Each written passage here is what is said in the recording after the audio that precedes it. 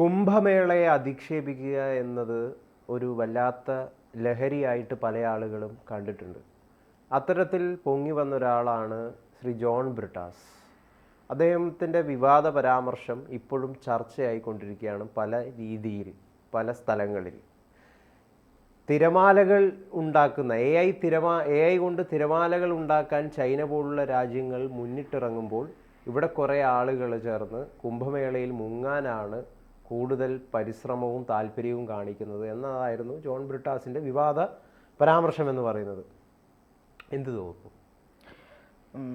ചട്ടമ്പിനാട് എന്ന് പറയുന്ന സിനിമയിൽ സുരാജ് വെഞ്ഞാറമൂട് പറയുന്നുണ്ട്, നീ എന്ത് പറഞ്ഞാലും എന്തിനാണ് അങ്ങ് ധാരാവിക്ക് പോകുന്നത്, മുംബൈക്ക് പോകുന്നത്, ഇവിടെ നില്ലടാ ഇവിടെ നില്ലെന്ന് പറയുന്നുണ്ട്.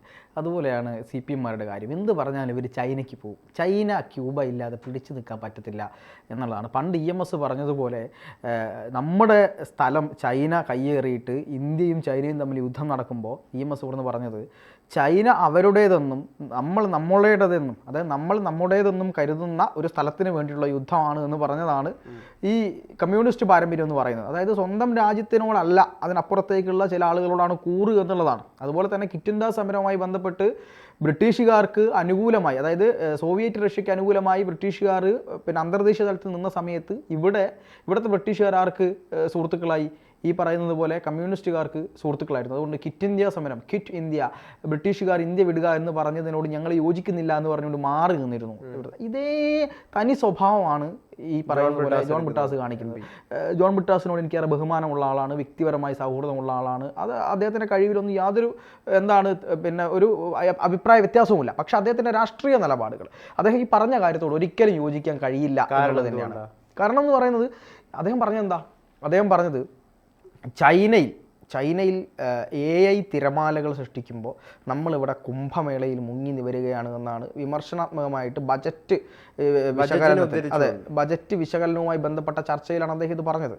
നോക്കൂ, ഭാരതം എന്ന് പറയുന്നത് ഒരു ആത്മീയ ഭൂമിയാണ്, സ്പിരിച്വൽ ഭൂമിയാണ്. ഇവിടെ നമ്മുടെ പൈതൃകവും നമ്മുടെ പാരമ്പര്യവും എല്ലാം ഒന്നു ചേർന്ന് കൊണ്ടാണ് നമ്മൾ മുന്നോട്ട് പോകുന്നത്. ഇവിടെ എല്ലാ മതവിഭാഗങ്ങളുടെയും ആഘോഷങ്ങളും വിശ്വാസങ്ങൾക്കും ഒക്കെ പ്രാധാന്യം കൊടുക്കുന്ന ഭരണഘടനയുമാണുള്ളത്. അല്ലാതെ ചൈനയിലെ പോലെ മുസ്ലിം പള്ളികൾ മൊത്തം ഇടിച്ചു നിർത്തി നിസ്കരിക്കാൻ പോലും ഞങ്ങൾക്കെതിരെ ഇവർ വീണ്ടും, അതായത് ചൈനക്കാർക്ക് കൃത്യമായിട്ട് അറിയാം ഇവർ വളർന്നു വന്നാൽ എന്താ സംഭവിക്കുക എന്നുള്ളത് അറിയുന്നത് കൊണ്ട് അവിടെ വലിയ രീതിയിലുള്ള ബാനുണ്ട്. അതുപോലെയല്ല ഭാരതം എന്നുള്ളതാണ്. പക്ഷേ ചൈനയുടെ ട്രഡീഷണൽ മെഡിസിൻ രീതികളും ട്രഡീഷണൽ ആയിട്ടുള്ള ആഘോഷങ്ങളും ഒക്കെ അവരവിടെ നടത്താറുണ്ട്. അതൊക്കെ സത്യമാണ്. പക്ഷേ ഇവിടെ ബ്രിട്ടാസ് ഒരു ആവശ്യവുമില്ലാതെയാണ് കുംഭമേളയെ ഇതിലേക്ക് വലിച്ചേക്കുന്നത്. കുംഭമേള എന്ന് പറയുന്നത് വേറൊരു ഭാഗമാണ്, നമ്മളത് മനസ്സിലാക്കാം. രണ്ടാമത്തത്, AI സാങ്കേതിക വിദ്യ ഉപയോഗിച്ചുകൊണ്ട് തിരമാലകൾ ഉണ്ടാക്കുന്ന ചൈന എന്നാണ് പറഞ്ഞത്. നോക്കൂ, ഭാരതം എന്താ AI അതുപോലെ തന്നെ ഈ പറയുന്ന നമ്മുടെ പുത്തൻ സാങ്കേതിക വിദ്യയെ ഒന്നും യാതൊരു തരത്തിലും ഉപയോഗപ്പെടുത്താത്ത രാജ്യമാണോ എന്നുള്ളതാണ് ചോദ്യം. ഒരേ ഒരു ഉദാഹരണം പറഞ്ഞാൽ മതി. എന്താണെന്നറിയോ? നമ്മൾ ഈ ഡിജിറ്റൽ മേഖല, അതായത് ഇപ്പം ഞാനും ഗൗതമും കൂടെ ഇരിക്കുന്ന ഈ സമയത്ത് എനിക്കൊരു 1000 രൂപ വേണമെങ്കിൽ ഗൗതമന് GPay ചെയ്ത് തരാം. പണ്ട് ഈ GPay വരുന്ന സമയത്ത് ഇവിടുത്തെ CPM-കാരും കോൺഗ്രസ്സുകാരും പറഞ്ഞുകൊണ്ടിരുന്നത് എന്താ പറഞ്ഞുകൊണ്ടിരുന്നത്? ഇവിടെ പച്ചക്കറി വിൽക്കുന്ന ആൾ, മീൻ വിൽപ്പനക്കാരൻ, ഇവരുടെയൊക്കെ കയ്യിൽ ഈ പറയുന്നത് പോലെ GPay ഉണ്ടാകുമോ, ഫോൺ ഉണ്ടാകുമോ, ഇതൊക്കെ നടക്കുന്ന കാര്യമാണോ എന്നായിരുന്നു ചോദിച്ചുകൊണ്ടിരുന്നത്. പക്ഷെ നടത്തി കാണിച്ചു കൊടുത്തു. ഇന്ത്യയിൽ ഏകദേശം 140 കോടി ജനങ്ങളുണ്ട്. അതെ, 140 കോടി ജനങ്ങൾക്കിടയിൽ ഏകദേശം ആളുകളും UPI ഇന്ന് ഉപയോഗിക്കുകയാണ്. ലോകത്തിലെ തന്നെ ഏറ്റവും വലിയ ഡിജിറ്റൽ മാർക്കറ്റിംഗ് മേഖല UPI വിപ്ലവം സംഭവിച്ചത് എവിടെയാണ്? ഇന്ത്യയിലാണ്. നരേന്ദ്രമോദിയാണ് ഇതിന് പ്രാധാന്യം കൊടുത്തത്, പ്രചാരണം കൊടുത്തത്. ഇപ്പൊ ഒരു അക്ഷരം കിട്ടുന്നില്ല. ഈ പറയുന്ന നമ്മളൊന്നും കാശ് പോലും ഉപയോഗിക്കാത്ത അവസ്ഥയാണ്, എല്ലാം UPI വഴി. ഈ പറയുന്ന ബ്രിട്ടാസും GPay വഴി ചെയ്യുന്നുണ്ടാവില്ലേ? ഉണ്ടാവും. രണ്ടാമത്തത്, ഈ ഡിജിറ്റൽ മേഖലയ്ക്ക് ഇത്രയും പ്രാധാന്യം കൊടുത്തുകൊണ്ടിരിക്കുന്ന ഇന്ത്യ. രണ്ടാമത്തത്, ചന്ദ്രയാനിൻ്റെ ഏറ്റവും വലിയ വിജയം നമ്മൾ കണ്ടു.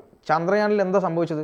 ചന്ദ്രയാനിൻ്റെ ദക്ഷിണ മേഖലയിലാണ് നമ്മൾ കൊണ്ടുപോയിട്ട് ഇത് ഇറക്കിയത്, പേടകം. പേടകം ഇറക്കിയത്. അത് ആർക്കും സാധിക്കാത്തൊരു കാര്യമാണ്. റഷ്യയെ അതെ, കടത്തിവെട്ടി. അത് ആദ്യമായിട്ടാണ്, ലോക ചരിത്രത്തിൽ ആദ്യമായിട്ടായിരുന്നു നമ്മൾ അങ്ങനെ ഒരു കാര്യം ചെയ്തത്. കാരണം റഷ്യ അതില് ശ്രമം നടത്തിയായിരുന്നെങ്കിലും പരാജയപ്പെടുകയാണ്. അത് പരാജയപ്പെടുകയാണ് ചെയ്തത്.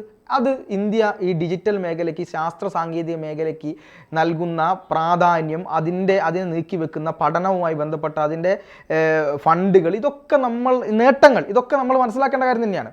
ഇനിയും ഒരുപാട് AI ആയി ബന്ധപ്പെട്ടാണ് പറയുന്നുകൊണ്ടിരിക്കുന്നത്. AI യുമായി ബന്ധപ്പെട്ട് എത്രയോ കാര്യങ്ങൾ നമുക്ക് ഉദാഹരിച്ച് പറയാൻ പറ്റും. ഇന്ത്യ AI ChatGPTക്ക് സമാനമായിട്ട് ഇന്ത്യയുടെ തദ്ദേശീയ തലത്തിലുള്ള ChatGPTക്ക് പകരമായിട്ടുള്ള സംവിധാനം വരികയാണ്. 10 മാസത്തിനകം അത് ഇന്ത്യയിൽ പുറത്തിറങ്ങും എന്നാണ് ഇന്ത്യയുടെ തദ്ദേശീയമായി രൂപവൽക്കരിച്ച ChatGPTക്ക് പകരമായിട്ടുള്ള ആ ഒരു ആപ്പ് ഇവിടെ വരും, AI ആപ്പ് വരും എന്നുള്ളതാണ് പറയുന്നത്. അത് പ്രഖ്യാപിച്ചു സർക്കാർ. അങ്ങനെ സർക്കാർ പ്രഖ്യാപിച്ചപ്പോൾ അതൊരു പക്ഷേ 10 മാസം എന്നുള്ളത് എനിക്ക് തോന്നുന്നു ഒരു പക്ഷേ 1 വർഷമോ 1.5 വർഷമോ എടുത്താലും അത്ഭുതമാണ്. അത് ഈ ലോകത്തെ തന്നെ പിടിച്ചുലയ്ക്കാൻ കഴിയുന്ന ഒന്നാണ് എന്ന് മനസ്സിലാക്കണം. അതാണ് ഇന്ത്യയുടെ ഗവൺമെൻറ് അതിന് കൊടുക്കുന്നത്. 500 കോടി രൂപയാണ് ഗൗതമേ കേന്ദ്ര സർക്കാർ AI പഠനത്തിന് വേണ്ടിയിട്ട്, AI-യുമായി ബന്ധപ്പെട്ട സാങ്കേതിക വിദ്യയുമായി ബന്ധപ്പെട്ട പുത്തൻ ശാസ്ത്ര ഗവേഷണങ്ങൾക്ക് വേണ്ടി നീക്കി വെച്ചിട്ടുള്ളത്. അതുമാത്രമല്ല, ഇന്ത്യയിലെ ഓരോ സംസ്ഥാനത്തും ഈ AI എഡ്യൂക്കേഷണൽ സിസ്റ്റം സ്ഥാപിക്കാൻ വേണ്ടിയിട്ട് ഫണ്ട് നീക്കി വെച്ചിട്ടുണ്ട്. അവിടെ പുതിയ AI-യുമായി ബന്ധപ്പെട്ട് സഹകരിച്ച് പഠിക്കാൻ താല്പര്യമുള്ള വിദ്യാർത്ഥികൾക്ക്, യുവാക്കൾക്കൊക്കെ അതിന് അവസരം ഒരുക്കുന്നുണ്ട്. ഇവിടെയാണ് ഈ കുംഭമേളയെ വലിച്ചിടുന്നത്. കുംഭമേള ഇതൊന്നും തമ്മിൽ എന്താ ബന്ധം? ചെയ്യേണ്ട കാര്യങ്ങളെല്ലാം വൃത്തിയായി ചെയ്യുന്ന ഒരു ഗവൺമെന്റ്. ഒരു കാര്യം പറയാം, ഇതില് അദ്ദേഹം പറഞ്ഞതിനെ നമുക്ക് വേറൊരു രീതിയിൽ വ്യാഖ്യാനിക്കാം, അല്ലെങ്കിൽ വേറെ രീതിയിൽ കാണാം. എന്താ അത്? 2014 ശേഷം പിന്നീട് ഇങ്ങോട്ട് നമ്മുടെ മൊത്തത്തിലുള്ള ഒരു ഫോക്കസ്, അല്ലെങ്കിൽ കേന്ദ്ര സർക്കാരിന്റെ എല്ലാത്തിലും ഒരു ഫോക്കസ് എന്ന് പറയുന്നത് ഭക്തി എന്ന് പറയുന്ന ഒരു സംഗതിയിലേക്ക് മാത്രമായിട്ട് ചുരുങ്ങിപ്പോയോ എന്നുള്ള ഒരു ആശങ്ക പല ആളുകൾക്കും ഉണ്ട്. അത് ഇല്ല എന്നാണല്ലോ ഇത്രയും നേരം നമ്മൾ വിശദീകരിച്ചുകൊണ്ടിരുന്നത്. അതായത് ഞാൻ പറയട്ടെ, പല ആളുകൾക്കും അത്തരം അത് ചിലപ്പോൾ തെറ്റിദ്ധരിക്കുന്നതായിരിക്കാം, തെറ്റിദ്ധരിച്ച് അവർ കരുതുന്നതായിരിക്കാം. അതിന്റെ ഒരു ആംഗിളിലാണ്, അതായത് ഭക്തി ഭക്തി ഭക്തി എന്ന് പറയുന്ന ഒറ്റ ഫാക്ടറിൽ മാത്രം സർക്കാർ മുഴുവൻ വീണിരിക്കുന്നു എന്നതാണ് യഥാർത്ഥത്തിൽ ഈ ജോൺ ബ്രിട്ടാസ് പറയാനായിട്ട് ഉദ്ദേശിച്ചിട്ടുള്ളത്. പക്ഷെ അത് അങ്ങനെയല്ല. ഡിജിറ്റൽ വിപ്ലവവും അതോടൊപ്പം തന്നെ മറ്റ് പല രീതിയിലുള്ള വിപ്ലവങ്ങളും, സാങ്കേതികപരമായ വിപ്ലവവും വളരെ വിജയകരമായിട്ട് ഇന്ത്യയിൽ പൂർത്തീകരിച്ചിട്ടുണ്ട് നരേന്ദ്രമോദി സർക്കാർ. ഭക്തിയിൽ മാത്രം മുങ്ങിപ്പോകുന്ന ഒരു സർക്കാർ അല്ല. അതിൻ്റെ ഒപ്പം തന്നെ ബാലൻസ് ചെയ്തുകൊണ്ട് ഡിജിറ്റൽ വിപ്ലവത്തെയും മുന്നോട്ട് നയിക്കാൻ BJP സർക്കാരിന് സാധിക്കുന്നുണ്ട് എന്നിടത്താണ് ഇതിൻ്റെ യഥാർത്ഥത്തിലുള്ളൊരു വ്യത്യാസം എന്ന് പറയുന്നത്. ഇതിന് രണ്ടിനെയും ശരിക്കും പറഞ്ഞു കഴിഞ്ഞാൽ ബാലൻസ് ചെയ്തിട്ട് യഥാർത്ഥത്തിൽ കേന്ദ്ര സർക്കാർ മുമ്പോട്ട് കൊണ്ടുപോകുന്നുണ്ട്. അത് ജോൺ ബ്രിട്ടാസ് മനസ്സിലാക്കുകയാണ് വേണ്ടത്. പിന്നെ എന്ന് പറയുന്നത്, ഈ ചാർവാകന്മാരെ പോലുള്ള ഒരുപാട് സംസ്കാരങ്ങളൊക്കെ നിലനിന്നൊരു സ്ഥലമാണല്ലോ ഇന്ത്യ. ജോൺ ബ്രിട്ടാസിനെ പോലുള്ള ആളുകളും വേണം ഇന്ത്യയിൽ. ഇത്തരം രീതിയിൽ ഭക്തി മാത്രമല്ല ഇമ്പോർട്ടൻസ് കൊടുക്കണം എന്ന് പറയുന്ന ആളുകളും വേണം. അല്ല, അതിൽ വ്യത്യാസമുണ്ട് ഗൗതമേ.